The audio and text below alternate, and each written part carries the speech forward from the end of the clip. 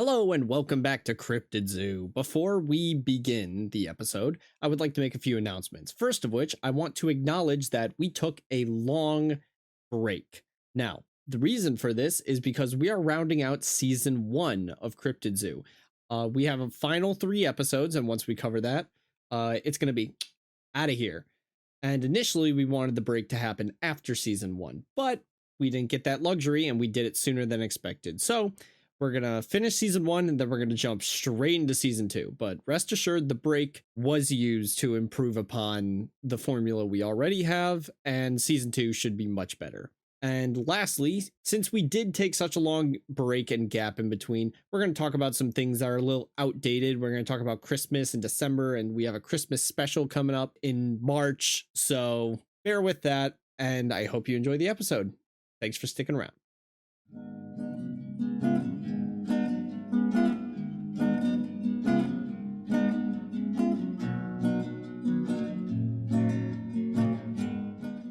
Ladies and gentlemen, to Cryptid Zoo. Now, before we get into the video, I do just want to let you guys know that if you haven't enjoyed the podcast and you would like to see it earlier, now this is for all my YouTube watchers out there, make sure you check us out on Spotify, because the episodes there actually come out earlier. So if you are really anticipating the next episode, just go follow us on Spotify at Cryptid Zoo and you'll get the podcast earlier. Now, before we get into what we have today, I'm joined today by JC and our lovely host, Todd. Todd, would you like to take it away? Hi. Oh my goodness. Dude, I'm stoked, can't you tell? Come on, Todd. Get into it. I'm setting the theme. It's called setting an aesthetic. It's the December season. I am very lulled. It's very warm in my room, so I'm very tired, very lulled. And if anything, I think that only helps with the aesthetic of tonight's cryptid. Fellas, today we are talking about the Enfield Horror. Now, this is a cryptid that I could not even begin to guess what this could be. Same with the Flatwoods Monster. It's just very vague, but yet also it gives you the idea that this is something definitely monstrous. Oh, yeah. So the way that you brought it up last time, Nick, it got me pretty curious to figure out what it was. I was kind of, it was making my skin crawl. I wanted to know. I won't lie. I really wanted to look it up. I didn't do it, and slowly but surely I forgot it, but it took all the way till about Wednesday. Mm-hmm. So a total of 3 days. It left me alone finally after that, but I blame that on getting busy with my schedule. That being said, though, can we figure out what this is? I want to know now. Yeah. So as I sort of was talking about, this creature is, given the name, it's probably more in lines with a horror aesthetic. So if you're a big horror fan, you might like this one. You might think it's goofy. Whatever it is, I'm going to get into the description and you guys can decide from that. Standing around 4 feet tall, the Enfield Horror is described as a hairless, mangy figure with disproportionate limbs and a twisted vertebrae. The Enfield Horror is also known as the Enfield Monster and has, across all accounts, been depicted as a deformed ape with grayish to greenish skin adorning its body. It has 3 gangly arms with 3 digits on each of its hands, although accounts can flip between 3 arms to 3 legs. It's not very specified. So basically just picture a Lovecraftian creature and that's what you got. What the hell? So wait, this thing it stands on its hind legs? Mm-hmm. Okay. So I wonder how somebody came across this description. This is a active imagination. Whoever saw this thing was playing too many From Software games. Yeah, but then again, they transition between 3 legs and 3 arms, so that's making me think, what if it has the ability to, what if it has different shapes it can take? If anything, it's either dependent on the perception of the witness and how it's moving. It could easily swap an arm to a leg, whenever it wants, not in a form of shape-shifting, but sort of like how we can crawl on all 4s if we want, we're just not supposed to. And more accurately, like gorillas. They do all 4s, then they do 2 legs. Although I would love to sit here and just keep speculating. I think it's best for us just to get into the case files and take it from there. On April 25th, 1973, Henry McDaniel returned home to his 2 kids after a night out. Walking through the door, The children wasted no time showering him with pleas about a disfigured man attempting to enter the home. Before Henry had any time to consider the stories, a faint scratching could be heard coming from the door. A stout creature bearing 3 loose arms, misshapen bones, and bright pink spotlights for eyes. Before the creature could react, Henry slammed the door, grabbed his pistol, and proceeded to fire at the creature.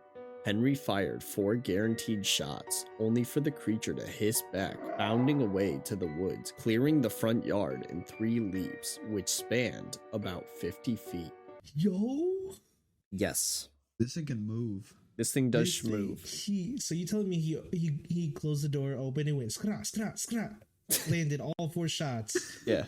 and this thing said, "Yo, what?" And then it ran. He was like, "Yo, not cool, man," and then he left. Yeah.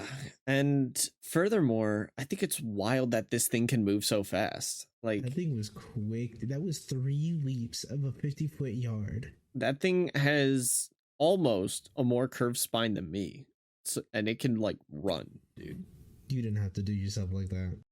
Shortly after the encounter, state officials were called, prompting an investigation of the property. Trackers found canine-like footprints with a few abnormalities.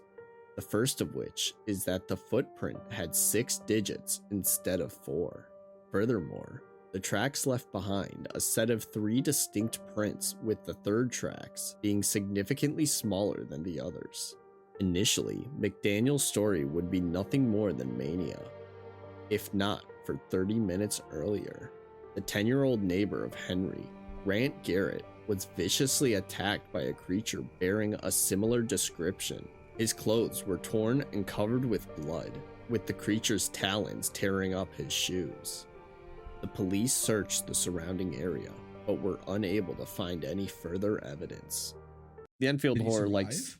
Yeah, he survived. This thing likes attacking kids, apparently. And just anything it can get his hands on. Because I do want to point out that the kids were... I don't think they were home alone, but they were the ones who said they saw it first.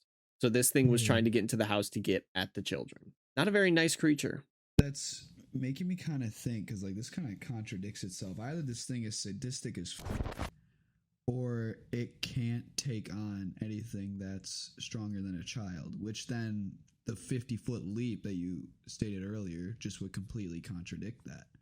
This thing doesn't look like it chews, dog. This thing looks like it tears and swallows, like T-Rex kind of style. I wouldn't say that it's not strong enough to not do anything bigger, but I think just as something that's smart enough to know, like, why go after the adult if you can get a snack? I think it's less about whether or not it can or can't take anything, because that's just assuming that it can't take anything strong or like bigger than itself, which, like you said, is not a very valid thought, because it does like schmoove, for lack of a better term. I think it's less about capability and more about, like we sort of acknowledge, that either it's drawn to the children for some reason or it is sadistic.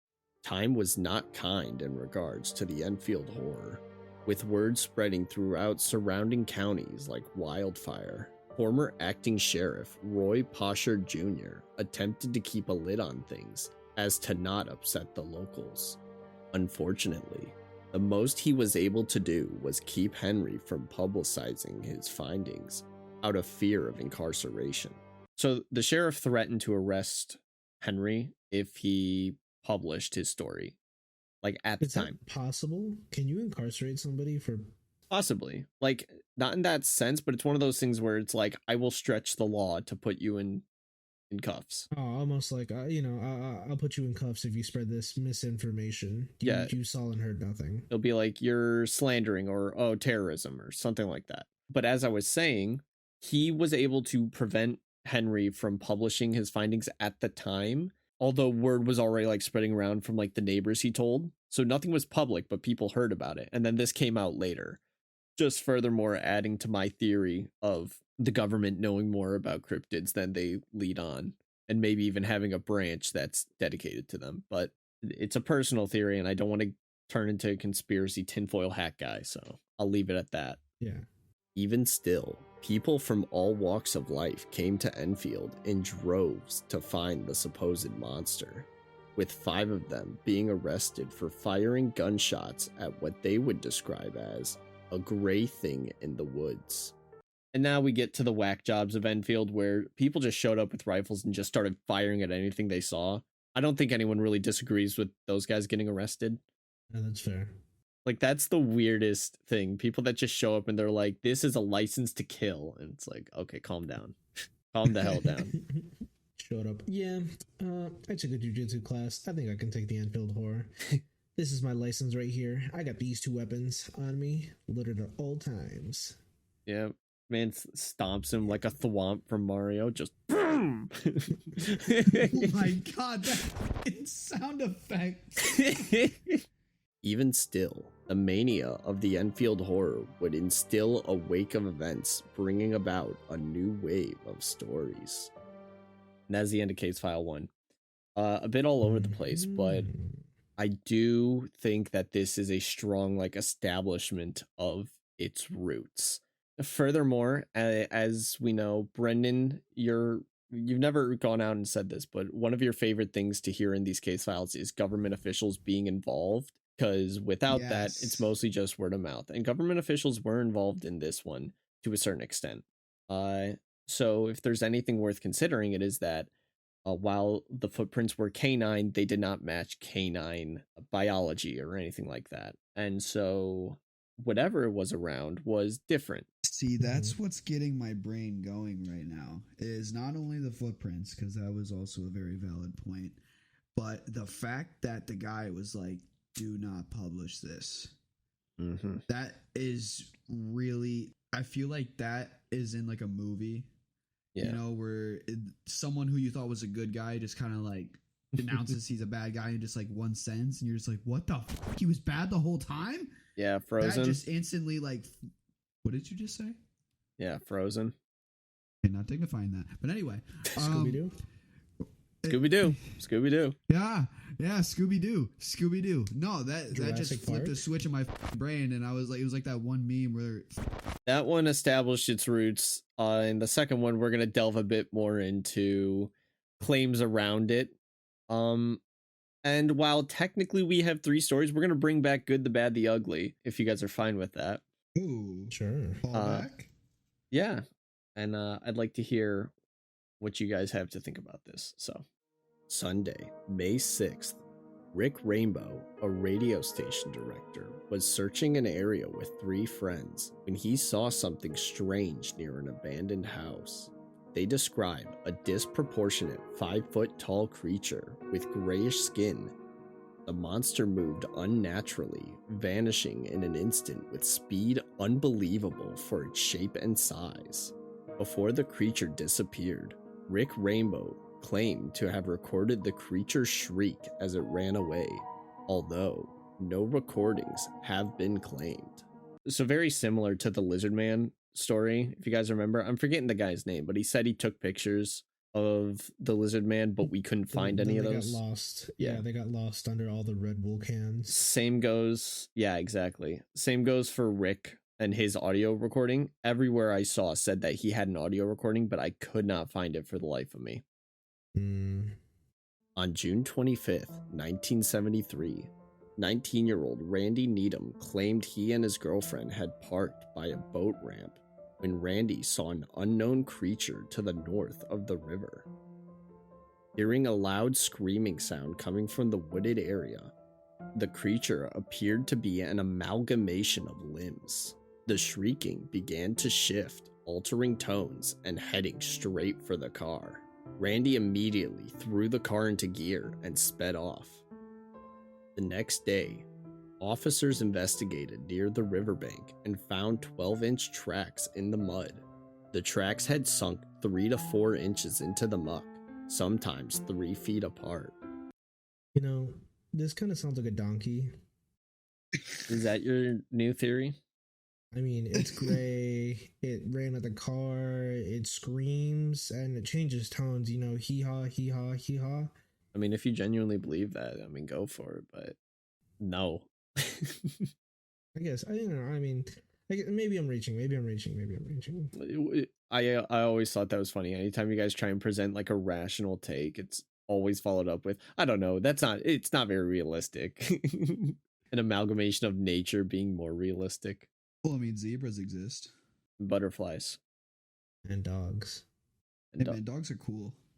Hugs, though. Dude. Wait a Dogs, though. minute. Oh my! Yeah, wow! what about- Wow! French What about bulldogs. caterpillars to butterflies? Are we not going to explain how weird that is? How they become pure liquid? French bulldogs aren't supposed to live. Did it say how many digits the foot tracks had? 6. Ah, So it stays consistent. Between 1941 and 1942, a string of similar sightings took place in a small town of Mount Vernon. Witnesses described a mysterious leaping beast that was responsible for a large number of animal deaths and mutilations in the region. The phenomenon cultivated monster hunters and attention seekers alike, although sightings would die off sometime in the late 1980s, leaving the Enfield Horror's fate up to mystery. That's it. That's it. that's it. That's it. Okay, so Okay, so that's the ugly. for context, let me explain. For context, I didn't write it out in this, but the reason why this was listed was because this was 30 years prior to the Enfield Horror. The sightings depicted the exact same creature in an exact same manner of moving with a very similar like shrieking noise. The only difference being is that they never had any concrete like sightings. It was all just alleged. So as such, this is like, you could call it a prequel to what they had. So before the Enfield Horror actually was cited with a, I guess, more reliable description. yeah, it was also 30 miles away from Enfield. I So, don't see that being impossible for it to travel, considering how fast it moves. well, more specifically, it wasn't like it was traveling that fast in like a week. This was 30 years prior. Yeah, but I feel like, I guess eventually You could this move thing 30 probably got miles. moved over. Yeah, you can move 30 miles in 30 years. Yeah, there could have been like a forest in between where the two towns were, and then like eventually the forest got separated, and so that thing just kind of chills in one area now. So, that was the Enfield Horror. It's definitely a gnarly one. It's something that almost sounds like it shouldn't exist by nature. And that makes it almost a little bit cooler than what it was. But I did propose a game, and we are going to play. Fellas, I have presented 3 stories to you. Which one was good, which one was bad, and which one was ugly? I'm gonna take this one real quick. Just the thought of the mass maulings. I mean, since there really isn't anything to go off of there, just like here's a time span. A lot of things happen. Pretty gruesome things. That doesn't give me a lot to go off of. So that one's easily the ugly. I'd say the second story, I'd say is the bad. Well, why do you think the second story is bad? I don't know. I mean, like that's across a lake, man. Like lakes are pretty big. They could have just totally not seen it correctly. Could have been foggy. Usually it's foggy around lakes at night too. Who's to say? And then what makes you think the first story is good? Say the fact that he at least tried to gather evidence. Granted, we can't find it anywhere now because that also makes me think that maybe it was confiscated. Yeah, you're right. You're right. The participation trophy earns him the good spot. Oh my god! Oh my god! Rick Rainbow, God ladies and damn gentlemen. it. Rick Rainbow. He tried. Round of applause. Flip that on a tombstone. JC? Hey, what happened to this guy? Oh, he tried. He tried. He was the guy that almost could. So, similar order to Brendan's, I'm going to start with the good. So, the good is Rick Rainbow. I really like the story overall. Yeah, just I really like the story overall. It sets it up for a really good like spooky story, something you can tell around the campfire or something that you can tell at Halloween. Really like the story, the description, just all the stuff, and nice. The second one, the bad, is going to be the just kind of the details. It was the details of the third. Just like it was the maulings. Yeah, the embarrassing account that I was like, hey guys, here's the third one. Whoop. Yeah, it doesn't feel like there's much to really do with it, but it's not so much so where it's useless. I think the kill count always matters when it comes to the monster. Yes. This kind of gives us just a speculation or at least a decent estimation on what this thing might have eaten, how this thing might have behaved. What it kills means a lot. Mm-hmm. That's a fair point. That is a good point. And the ugly is going to be the lake story. For more so, all the same reasons that really Brendan stated. You could have mistaken anything from across the lakes. Lakes are massive. I went camping pretty recently, like what, 2 months ago? Well, A month ago? let me make sure I read that right. Yeah, I said river. Oh, river. Still, Rivers give are or a little bit take, different. Rivers can be wide as well, though. They can be, yeah. Rivers can be pretty wide. Give or take, though, nonetheless, you're looking at something across the river. It could be any number of things, give or take the trees or tall grass. Just many factors can play into that. And so when you can't see much, you could see a deer sprinting through the tree line and be like, monster. So I'm going to give my rankings. I am going to say that the first story is the bad because as I pointed out, the Lizard Man story that we had, that guy didn't have the pictures. This guy didn't have the audio recordings. And I do want to point out he is a radio station director. So he's probably trying to drum up like attention to his radio station, making up stories, doing whatever. Oh. I don't trust it. I think that's the bad one. I think, contrary to your guys' opinion, I think that the second story is the good one because whether or not they did or didn't see it across the river, I think that the footprints are sort of being overlooked in this instance, where they had where they were specifically sunken into the muck 3 to 4 inches, meaning that if you were to fake it without any other like boot prints around, that is insanely difficult, especially considering the pressure that was put into it and also the consistency in which the tracks were separated. And then the ugly is the last one, because I do agree. I didn't have much, but it was more of a time period. So, but irregardless, it had some maulings. That's fun. That's always fun. And yeah, with that, I actually have a few additional details this time. We're bringing it back, ladies and gentlemen, and everything that ain't a lady or a gentleman. We got additional details because these are worth talking about. Okay.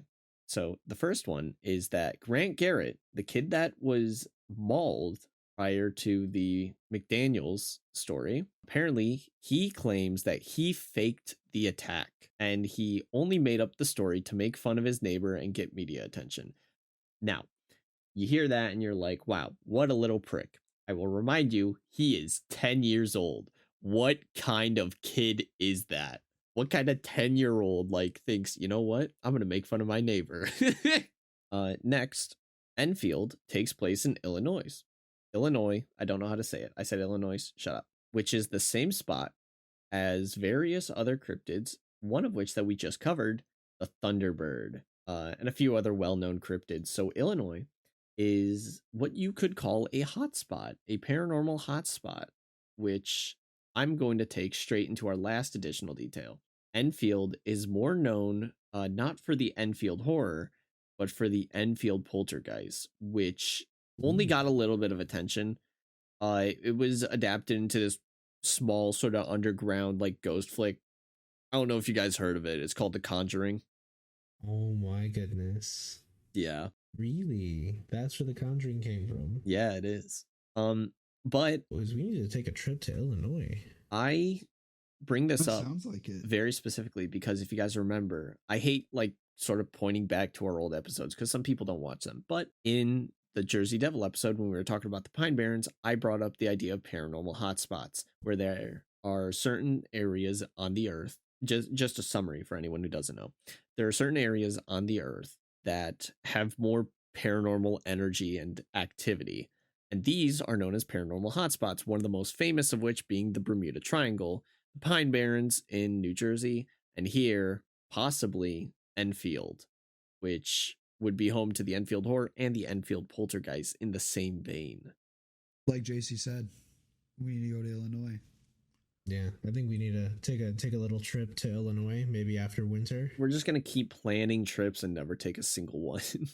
All right, we're going to take one of these. We're going to take one of these. I'm going to get a job pretty soon here, Matt. We're going to talk about sirens, and JC's going to be like, boys, we got to go to the Atlantic.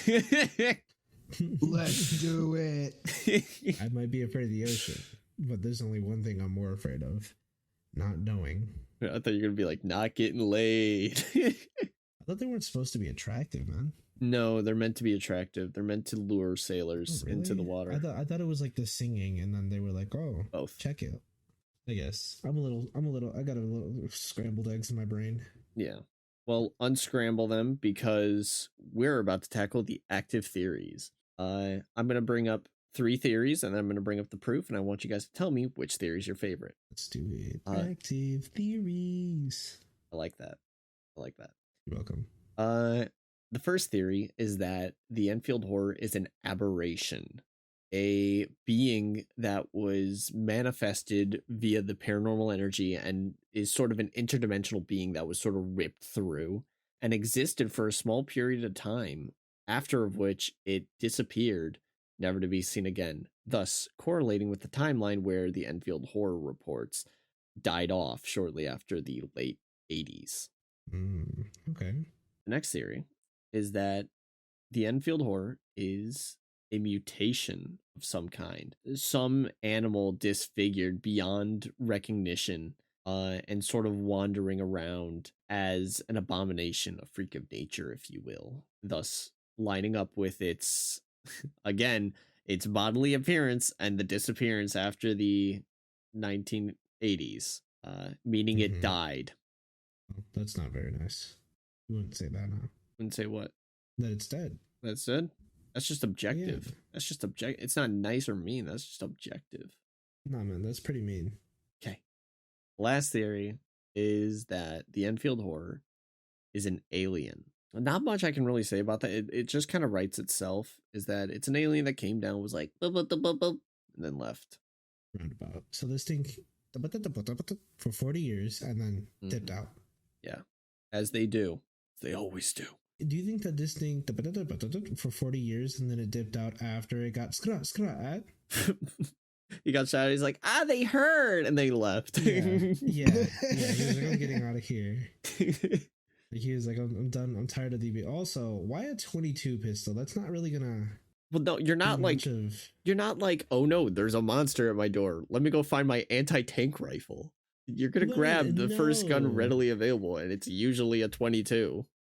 I didn't know that a 22 was like readily available. I thought the normal was like a, like a Beretta, maybe a 1911, maybe a Glock. Berettas, sometimes Glocks, usually 22s. Is like the go-to, or well, it's not the go-to is what I'm saying. It's more weird for you to have a Beretta readily available.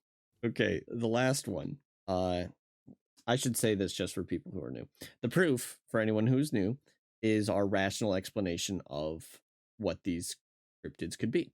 The proof here is that the Enfield Horror was actually a wild ape / kangaroo, an escaped ape / kangaroo. Not really much I can really say for most of the theories. They all just kind of like speak for themselves. So, as such, what theory do you like the best, fellas? Brendan, I'll let you take the lead on this, man. Brendan took the lead on the last one. I did. Do it again. He did the intro. Let him go first and everything. Brendan, go first and everything. Yeah. Well, fine. Okay, I guess I'll go first and everything. You know, I really like the amalgamation. The aberration? I just feel like that one is the most, I can't even really say logical, but like that one just makes the most sense to me because this thing doesn't look there's no form of logic going on here with this thing whatsoever. It is an abomination. Logic is not applicable in this scenario. When you're talking about cryptids, bringing in logic is like, it's like talking about math and then worrying about English. It's like, that's not something that you should be worrying about. It has a foundation. Right. It just doesn't apply here. I was like, part of me was thinking like, what if this is like a ruined experiment that got out, and that's why the government is all like, even cops are like, hey, don't do that. Don't tell people about this, man. We already know it's here. We don't want people knowing. Very well spoken. And JC? I'm gonna take the tinfoil hats on this one. Aliens, dog. This thing sure does look like an abomination, but it also could very well be extraterrestrial, something not of this world, and that makes a lot of sense to me. It doesn't need to be extra dimensional or anything, but it definitely doesn't look like it belongs on planet Earth. Yeah, maybe he's chill. I am going to side with Brendan on this one. I'm going to say I'm a fan of the aberration. I like the interdimensional horror that creep through into Enfield, and it's just kind of going around terrorizing people, being a dick. You know, it's just the way things are. Let's ask a very important question, getting into our categories, and that is, guys, do you like the Enfield Horror? Is this a guy that you would chill with, or do you just like the concept of it? Brendan, you go first, man. Come on. Brendan, we made this pact. You have to go first. I know. I'm thinking. I'm sorry. I should have said that. I'm thinking. Yeah, I like it. I think it's an interesting concept. I don't think I'd necessarily have a beer with the man, but you know, he's interesting. Yeah, he's a freaky little dude. Yeah, no, I don't like it. I think it's it's dumb. What? Add a coconut noise over this to signify how dumb I think this is. The hollow coconut noise. No, I don't like this thing. I don't like the concept of it. I don't like it itself. I mean, I guess it's kind of cool a little bit, but overall, there's just nothing solid about this. There's nothing solid about it. It doesn't really do much other than just go rawr. I guess cool in some aspects, but not cool enough for me to like it. It's not like cool like the Jersey Devil or Mothman. This thing is, I don't know, man. This is cryptids for tots. Whoa. This is not cryptids for tots. That is actually Mothman. Mothman steals, baby. Yeah, and this thing eats them. Please. So what's your point? Dude, you saying Mothman doesn't eat them? I don't know. We don't know what Mothman does. Maybe he plays... Dude, you're getting me off topic. Okay, do I like... Shut up. I like this thing. I like horror. I like abominations. I like monsters, and I especially like things that aren't meant to exist. It's almost like you stumble upon a forbidden secret. Just the concept of this thing, especially that it's not called, oh, the Enfield 3-arm boogaloo. It's called the Enfield Horror. So, moving on to our next category. Tag team. We have... What monster don't you like, all right? How about that? That's a good question. That's a good question. Let's see if we can find one. It's so easy for you to say yes to all of them. I have yet to hear you say no to any of them, all right? That's the real test, because I could be like, this is the Oompa Loompa in the woods, and it stabs people in the ankles, and you'd be like, I like that. That is cool. Welcome to Treasure Hunt. I'm gonna give these guys 3 minutes to go find the most obscure piece of cryptid media, and then they're gonna present it here. Cryptid media merch. And if they pick the same one, they both have to buy it. 3 minutes starts now. Good luck.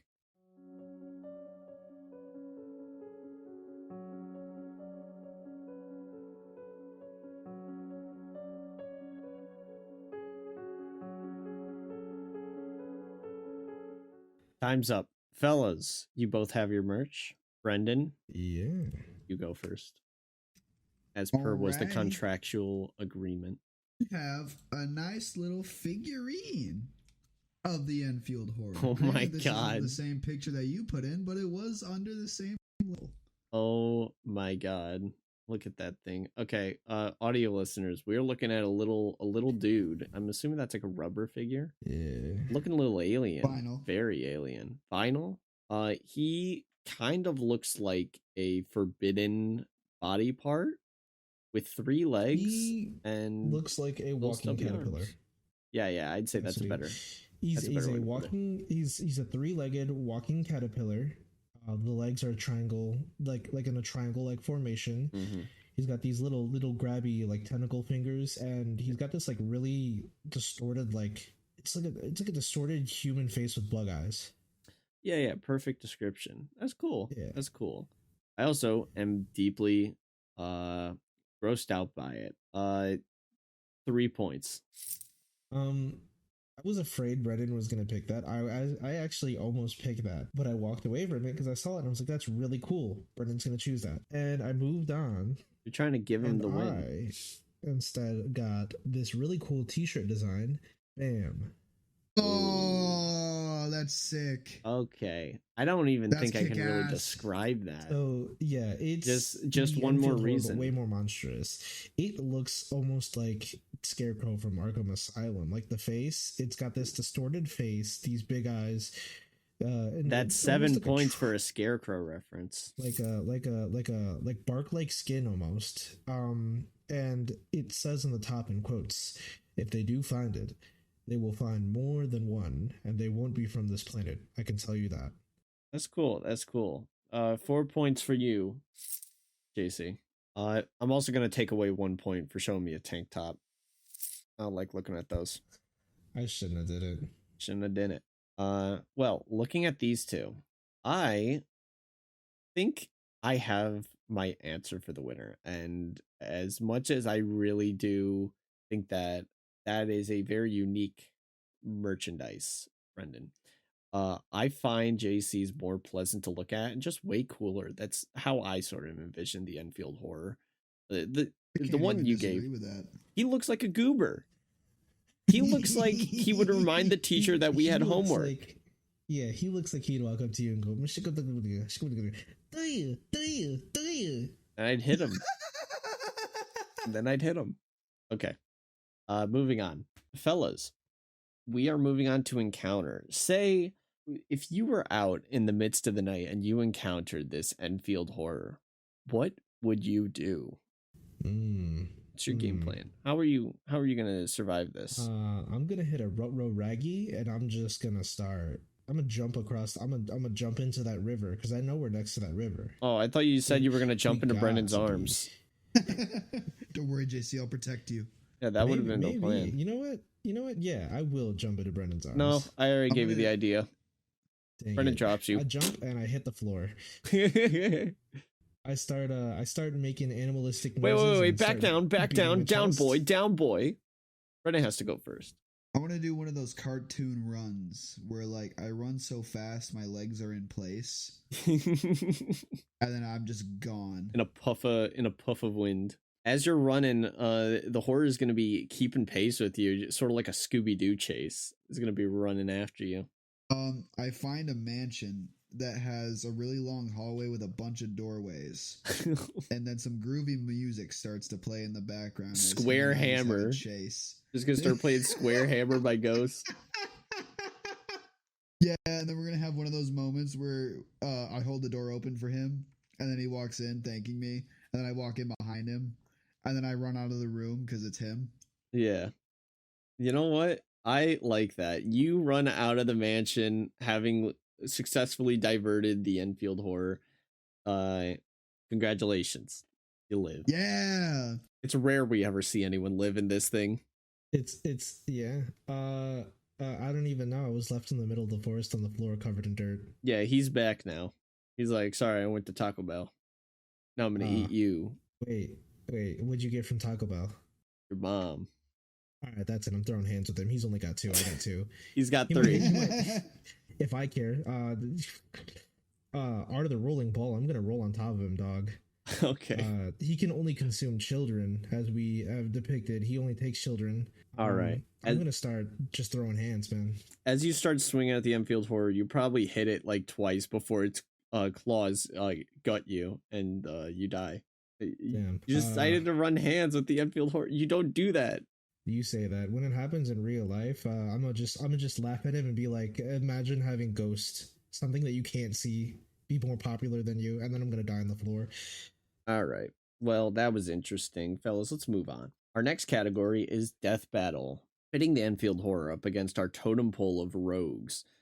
Where do you think he sits? Now, if I had to say where I think he places, and then if we were to adjust him accordingly, I think he definitely takes gnomes. But then the question is, do you think he's able to take the Mothman? I think he can take the Mothman. I think he stops at the Lizard Man. Okay. Because I think the Lizard Man is far bigger, far more by power. We're talking about something that is a lot bigger than the Enfield Horror. You know, maybe the Enfield Horror is bigger, but this thing is not chewing through the Lizard Man. I mean, the Lizard Man is bigger, and physically it is stronger. I'd say the Horror is faster, but that's not going to matter when the Lizard Man could tear up a car while the Enfield Horror couldn't even really scratch mahogany. Is everyone in a consensus? Is this the fastest we've ever had a death battle? I think so. I mean, yeah. Except I'll the definitely gnomes. put it up there. I'll put it up there with some of the fastest cryptids that we've seen, though. Yeah, I think it is the Up fastest there. cryptid we've seen. I think it is. It's faster than Dogman. Faster than Dogman, and Dogman was the fastest at the time. You're talking land speed, not wing speed. Wing speed doesn't necessarily count because That is of the true. whole the dive mechanic, where you dive and Aerodynamics, then yeah. glide. Gravity, Yeah, cheating. we don't like that. Yeah. So, faster than Dogman, I think. This thing is outpacing everybody on land, I think. Okay. The Enfield Horror is going straight above Mothman, right underneath Lizardman on our totem pole. Wrapping it up, fellas. At the end of the day, after all the stories, after all the facts, after all the accounts, and after all of JC's analogies, do you think, at the end of the day, could the Enfield Horror be real? Brendan, you go first, as per our contractual obligation. Yeah. I think I Really? want to say this thing could be real. Really? The involvement of government agents is rather suspicious to me. Not necessarily. I don't know why I keep calling them government agents, but like the cops You could say saying that. like, no, You could don't say report that. this. Yeah, because I guess technically they are government agents, but that just really sketches me out. Every time in the story we have a cop say like, hey, don't be telling people about this. It's like, but why though? Mm-hmm. So I'd say I think it could be real. I think it's real. Hold on. Okay. He's looking it up. He's cheating. No, I was looking up something though, and I was looking up if there were wolves in Illinois. There are. Mm-hmm. Which puts me on the track of I really don't think this thing is real. 6-digit wolf, I get it, yeah. Not even just the 6-digit wolf. If you want to describe this thing as disgusting looking, it could totally be a wolf with mange. Now, it might just be the whole the chupacabra thing that's getting on here, but just this thing doesn't really have a lot to go off of. Mm. And I mean, I might be a little biased as well, considering that I already just don't like it. Outside of that, it doesn't feel applicable to the status of the world. It doesn't feel like it belongs. It doesn't feel like it should be here. And, there's been a few things that don't feel like they should be here, but we've seen a lot of it just kind of being in the water, and that's just being ill-explored. But this thing just doesn't belong, man. And therefore, I don't think it's real. I believe the poltergeist happening way more over this thing. So while I was writing this, I was trying to figure out my thoughts on it, because it is definite. I'll give JC one thing, that it is definitely an abnormal one. It almost breaks like certain laws of the universe, and I was conflicted, but then I sort of started thinking. Specifically, I like this monster for the same reason why I like the fact that it could be an aberration, that there are aspects of our universe that we don't understand, possible dimensional tie-ins, and especially the concept of us not being able to fathom something, like without getting into philosophy. Say there was a being that was so incomprehensible that it could make a sound, be right in front of us, but we could not perceive it because our eyes wouldn't allow us to. I think in that same vein, I like the Enfield Horror for the same reason why I like existential horror. The idea that we're not the only thing out there, and that this thing is invading into a place that doesn't belong. And as such, yes, I do think it's real. I'm hitting my microphone. I'm sure that sounds great on audio. I apologize. But yes, I think it's real. So yeah, I'm going to change up the Spotify bio to make JC the skeptic. Brennan, you know how to play guitar? Start learning. Yes, actually. Wow. Let's go. You can't replace me. You'll never be as good as me. Watch me. You're right. I'll be better. Ooh. I'm still winning. That is true. Fellas, do you have any closing remarks rounding out our episode? I guess I don't know, man. No, man. Screw the Enfield Horror. Damn. All right. Well, I think that's my closing thought. thank you everyone for watching this episode. Or listening. Watching or listening, yeah. Just a reminder, we are on YouTube and Spotify, and we're trying to come to other platforms, so keep an eye out for that in the future. And come back next time when we tackle our holiday special and a very, very famous cryptid that some of you have been waiting for since the beginning. See you later, bye guys.